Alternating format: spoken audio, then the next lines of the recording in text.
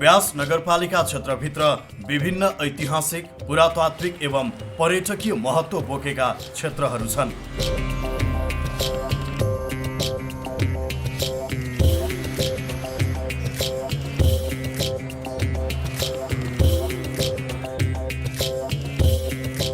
भिन्न पहिचान र विशेषता बोकेका व्यास नगरपालिका भित्रका प्रमुख पर्यटकीय गन्तव्यलाई यस श्रव्य दृश्यमा प्रस्तुत गरिएको छ।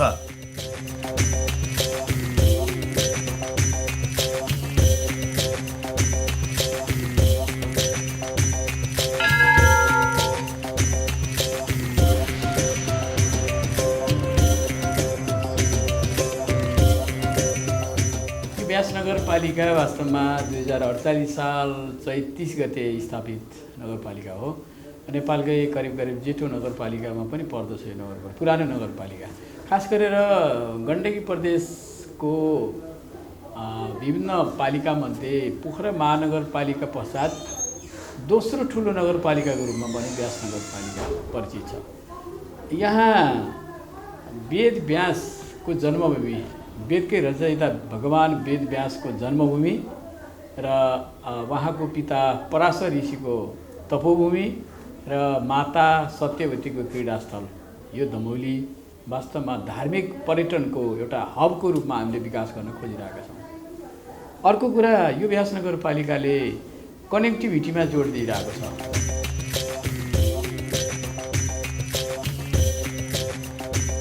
दमौली बजारबाट 6 किलोमिटरको दूरीमा रहेको मानहौकोट, यहाँबाट दमौली मनमोहक देखिन्छ।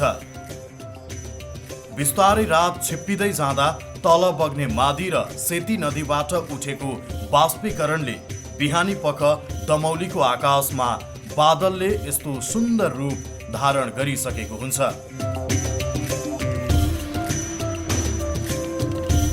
यहाँबाट सूर्योदयको मनोरम दृश्यावलोकन गर्न सकिन्छ। हिमालहरू प्रष्ट खुलेको देख्न सकिन्छ।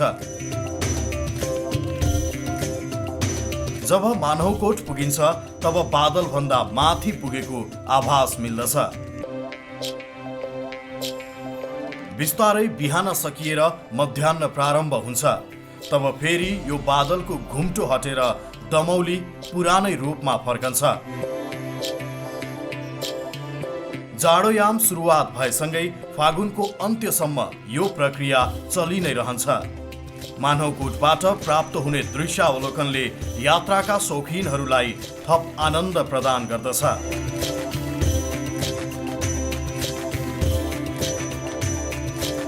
यो हिउँदमा जुन कुहिरो उठ्छ दमौली बजारमा, व्यास को जन्मिँदाखेरि पराशर ऋषिले मत्स्यकन्यासँग चाहिँ जुन किसिमको एउटा प्रेमालाप गर्ने अवस्था थियो, त्यो बेलामा चाहिँ कुहिरो उहाँले उत्सर्ग गर्नुभयो भन्ने किसिमको किम्वदन्ती छ।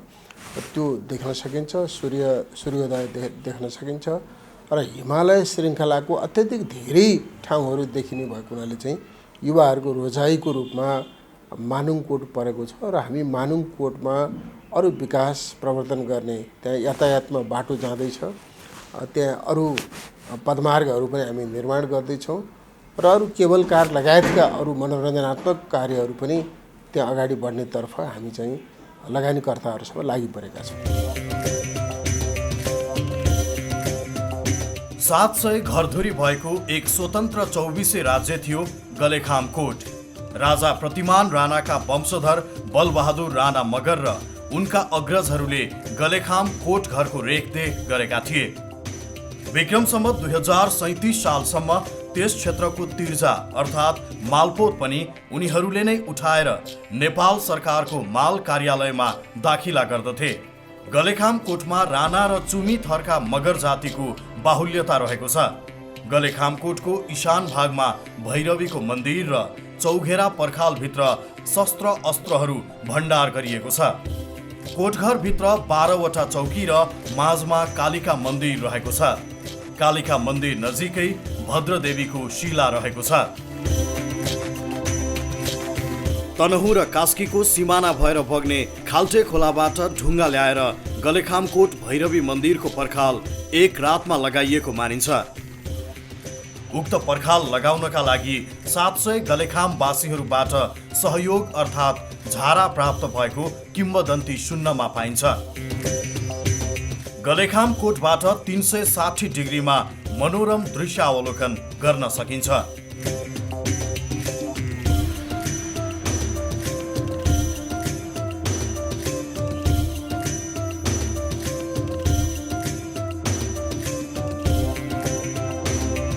गण्डकी र व्यास नगरपालिकाको बिचमा पर्छ र त्यो गलेखाम कोटबाट पोखरा उपत्यका सहित यो रिस्ती उपत्यका भन्छ मादी भ्याली तर्फ पनि यसले एकदमै दृश्यावलोकन गर्न सकिन्छ। पुरानो एउटा गढी हो र यहाँ चाहिँ हाम्रो परम्परागत रूपमा मठ मन्दिरहरू कालिका मन्दिरहरू छ र बडो उच्च स्थानमा भएको रमणीय स्थान भएको हुनाले चाहिँ त्यहाँ पर्यटकहरूको रोजाइको रूपमा अहिले चाहिँ परिरहेको छ।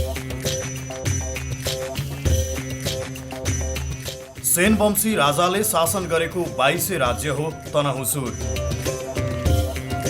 पाल्पाका राजा मणिमुकुन्द सेनले आफ्ना जेठा छोरा भिङ्गी सेनलाई सन् 1610 मा तनहुँमा राज्य सञ्चालन गर्न पठाएको र उनी पछिका 8 सेनवंशी राजाले 230 वर्ष तनहुँसुरबाट राज्य सञ्चालन गरेको इतिहास रहेको छ। ऐतिहासिक, प्राकृतिक, सांस्कृतिक रूपमा यो क्षेत्र निकै धनी छ। तनहुँसुरमा सेन वंशीय राजाले राज्य सञ्चालन गर्दाको तरवार, न्याय निसाफ गर्न तथा भाषण गर्न प्रयोग गर्ने गद्दी चौतारा, कालिका मन्दिर, रानीले नुहाउने इनार लगायतको अवलोकन गर्न सकिन्छ।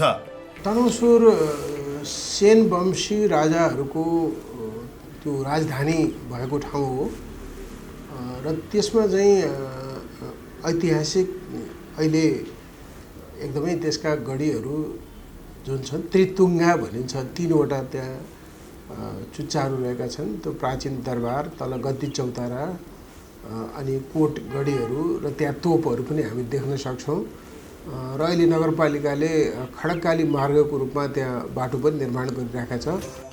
यहाँबाट हिम श्रृङ्खला, महाभारत पर्वत, कलेस्ती फाँट, चुँदी फाँट, गोर्खा र कास्की जिल्लाका विभिन्न स्थानको अवलोकन गर्न सकिन्छ।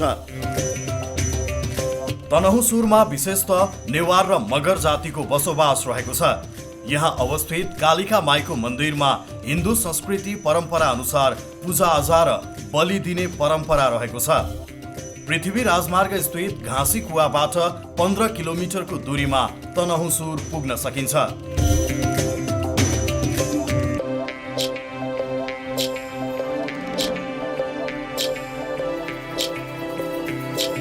पुलिमर्याङ व्यास नगरपालिकाको एउटा सुन्दर गाउँ हो। यहाँबाट सूर्यास्त र सूर्योदयको मनोरम दृश्य अवलोकन गर्न सकिन्छ।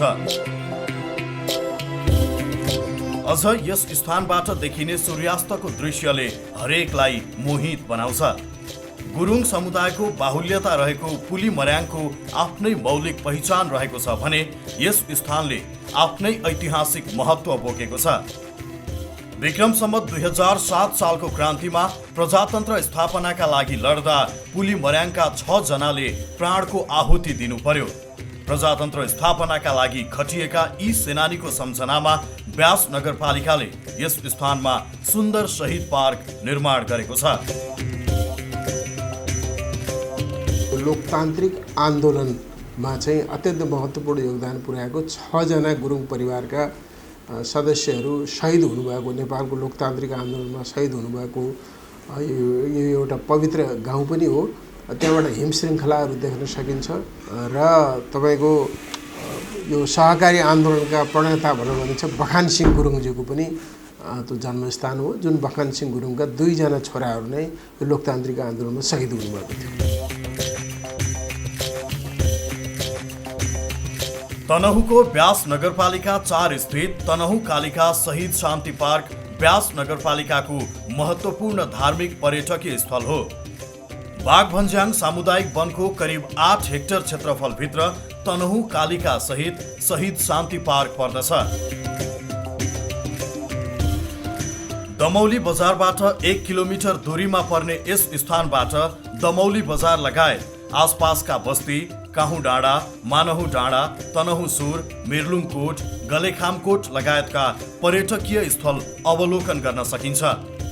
विक्रम सम्वत 2063 भदौ 13 गते तनहु कालिका मन्दिरको स्थापना भएको थियो।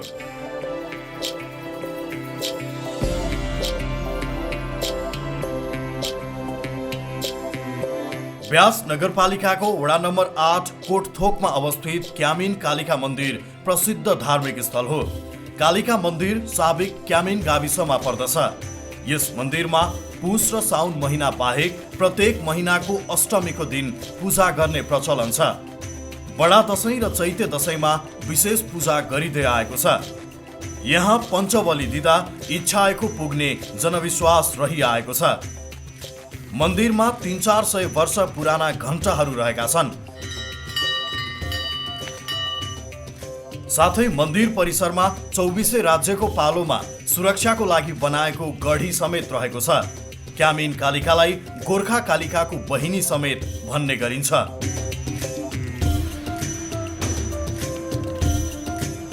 दमौली बजारदेखि 7 किलोमिटर पूर्वमा अवस्थित छाब्दी बाराही। यहाँ अवस्थित देवीको पूजा आराधना गरेमा सबै किसिमका पापको नाश हुने जनविश्वास रहँदै आएको छ। मेरो बालबच्चा के अरे बोलेको छैन, बोलुस् भनेर चाहिँ उहाँले भाकल गर्नुहुन्छ। जब यहाँ भाकल गरी भएपछि बोली बालबच्चाको बोली फुटेको अनि पाएका पनि छौँ। देश विदेश जाँदाखेरि यात्रा राम्रो होस्, राम्रो ठाउँमा चाहिँ अब कम्पनीमा काम गर्न पाओस्, त्यस भाकल पनि हुन्छ। यसमा कोही लाउरे भर्ती हुन पाऊँ भन्ने भर्ती पनि त्यो पनि पाएका छौँ हामीले। यसरी छाब्दी बाराही देवीले भक्तजनहरूको मनोकामना पुरा गर्दै आएको हामीले पाएका छौँ। एकादशी, औँसी, ग्रहण र साउन महिना बाहेक सबै दिन यहाँ पूजापाठ चल्ने गर्दछ। छाब्दी बाराही देवीको पूजा एउटै वंशका मगर जातिका सन्तानले मात्र चलाउने परम्परा रहिआएको छ। छाब्दी बाराहीलाई मछे कन्या देवी भनेर पनि चिन्ने गरिन्छ। यहाँ रहेको कुण्डमा माछाको संरक्षण गरिएको देख्न सकिन्छ।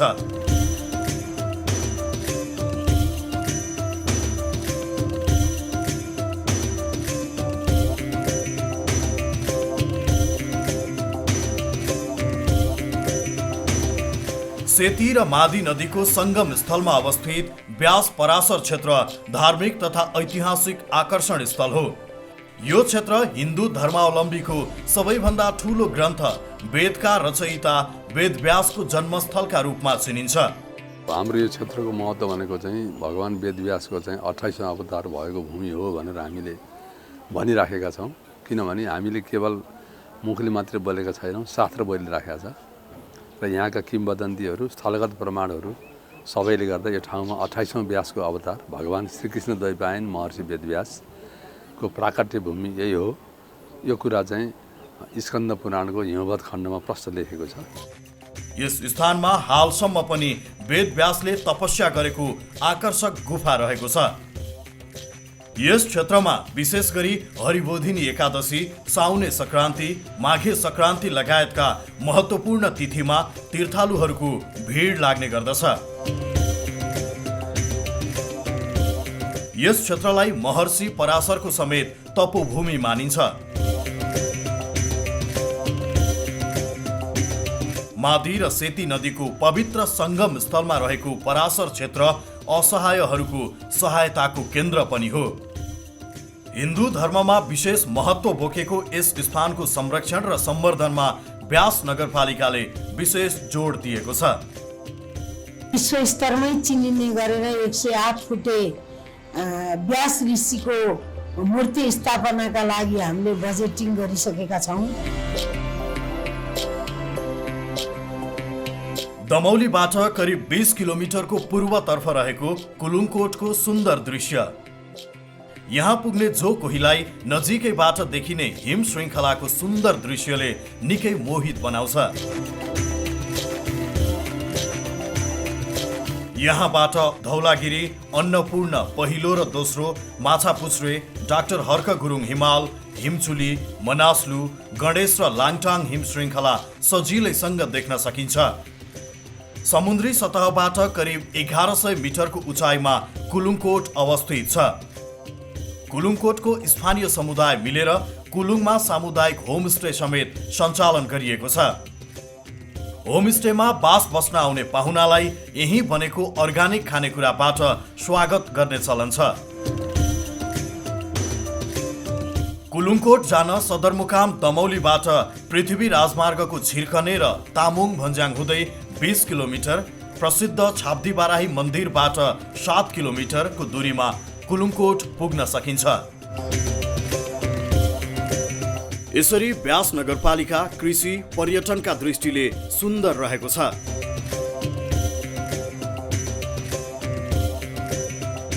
विविधतायुक्त गाउँ सहर समृद्ध मेरो ब्यासनगर भन्ने मेन लक्ष्यलाई चाहिँ हामीले हासिल गर्नको लागि कृषिमा जोड गरेका छौँ, पर्यटनमा जोड दिएका छौँ, उद्योगमा जोड दिएका छौँ, व्यापार साथसाथै जलस्रोतमा हामीले विकास गर्नको लागि लागिरहेका छौँ। जस्तो मादी नदीको 18 किलोमिटर लम्बाइमा एकीकृत मादी नदी विकास परियोजना पनि सञ्चालन गर्दैछौँ। ताल तलैयाको निर्माण अनि विकसित बस्तीको निर्माण साथसाथै अन्य रिसोर्टहरूको पनि निर्माण गरेर एउटा सबै पक्षको पर्यटन, धार्मिक मात्रै नभएर खेलकुद पर्यटन, एग्रो टुरिज्म लगायत विविध विषयमा आकर्षण गर्ने सन्दर्भमा पनि ब्यास नगरपालिका अगाडि बढिरहेको छ। यहाँका ऐतिहासिक तथा धार्मिक स्थलहरू कला संस्कृति, पहिचान र मौलिकताले अझ भरिपूर्ण छ।